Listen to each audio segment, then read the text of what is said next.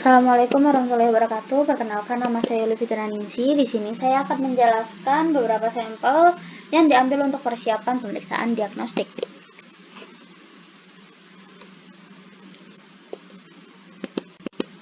Yang pertama ada darah vena. Ini gambarnya. Istilah medis untuk prosedur pengambilan darah dari pembuluh darah vena adalah flebotomi. Tujuan dilakukannya flebotomi adalah yang pertama memastikan diagnosis dan yang kedua sebagai langkah pengobatan. Gimana sih prosedur pengambilan darah di vena? Nah, prosedurnya itu, pasien diminta untuk duduk atau berbaring, pasien diminta untuk mengepalkan tangan, lalu perawat akan mengikat atau memasangkan tali yang biasa disebut sebagai tali tourniquet. Setelah vena ditemukan, perawat akan membersihkan area penusukan jarum dengan alkohol atau cairan antiseptik. Lalu, perawat menyuntikkan jarum ke pembuluh darah vena. Begitu darah keluar, tabung khusus akan dipasangkan di belakang jarum suntik untuk menampung darah pasien.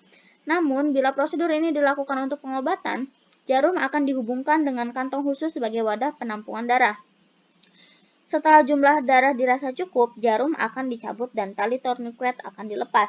Perawat akan menutup lokasi penyuntikan dengan plester steril.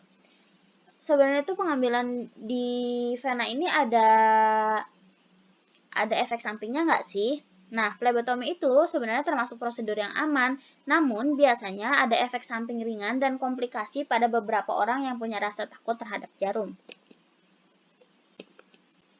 Yang kedua ada darah arteri. Nah, ini ada fotonya.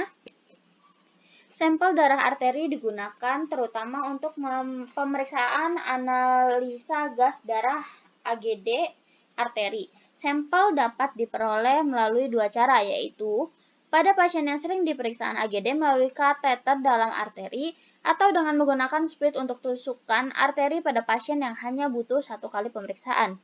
Sebelum pengambilan darah dari arteri radialis harus dilakukan modified Allen test untuk menentukan apakah arteri ulnaris dapat memberikan sirkulasi kolateral ke tangan.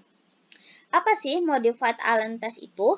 Modified Allen test adalah pemeriksaan untuk menilai potensi arteri yang wajib dikerjakan sebelum mengambil spesimen darah arteri pada arteri radialis. Cara melakukan modified Allen test adalah yang pertama, pasien diminta untuk menggenggam tekan arteri ulnaris dan arteri radialis dengan dua jari pada masing-masing arteri. Yang kedua, pasien diminta membuka genggamannya, amati telapak tangan pasien menjadi pucat. Yang ketiga, lepas tekanan pada arteri ulnaris.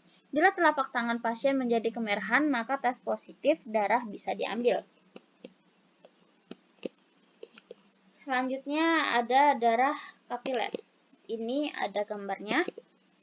Pengambilan darah kapiler atau dikenal dengan istilah skin puncture yang berarti proses pengambilan sampel darah dengan tusukan kulit. Cara ini digunakan bila jumlah darah yang digunakan atau dibutuhkan sedikit, yaitu kurang dari 0,5 ml darah. Biasanya digunakan hanya untuk satu atau dua macam pemeriksaan saja, misalnya hanya untuk hemoglobin, hapusan darah, eritrosit, atau hitung leukosit. Tempat yang digunakan untuk mengambil darah kapiler yaitu ada di ujung tangan, ujung jari maksudnya. Lalu pada anak kecil dan bayi diambil di tumit. Selanjutnya ada sampel urin. Di sini juga ada gambarnya ya. Urinalis adalah pemeriksaan spesimen urin secara fisik, kimia, dan mikroskopik. Secara umum, pemeriksaan urin selain untuk mengetahui kelainan ginjal dan salurannya juga bertujuan untuk mengetahui kelainan-kelainan di berbagai organ tubuh seperti hati, saluran empedu, pankreas, dan lain-lain. Tes ini juga menjadi populer karena dapat membantu menegakkan diagnosis, mendapatkan informasi mengenai fungsi organ dan metabolisme tubuh. Sampel urin yang biasa dipakai adalah porsi tengah. Jenis pengambilan sampel urin ini dimaksudkan agar urin tidak terkontaminasi dengan kuman yang berasal dari perineum, prostat, uretra, maupun vagina. Karena dalam keadaan normal, urin tidak mengandung bakteri, virus, atau organisme lain. Pengambilan sampel ini dilakukan oleh pasien sendiri. Oleh sebab itu, pasien harus diberikan penjelasan pengambilan sampel urin.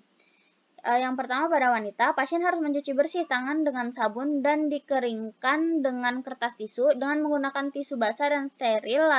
labia dan setidaknya dibersihkan. Buang urin pertama yang keluar, setelah itu urin porsi tengah ditampung dan membuang urin terakhir yang dikemihkan. Tutup rapat botol sampel. Yang kedua, pada pria, pasien mencuci bersih tangan dengan sabun dan dikeringkan dengan kertas tisu. Untuk pasien yang tidak disunat, tarik preputium ke belakang, lubang uretra dibersihkan. Pasien yang sudah disunat langsung membersihkan uretra menggunakan tisu basah ke arah glans penis. Setelah itu urin porsi tengah ditampung. Botol sampel langsung ditutup rapat. Sekian penjelasan dari saya, kurang lebihnya mohon maaf. Wassalamualaikum warahmatullahi wabarakatuh.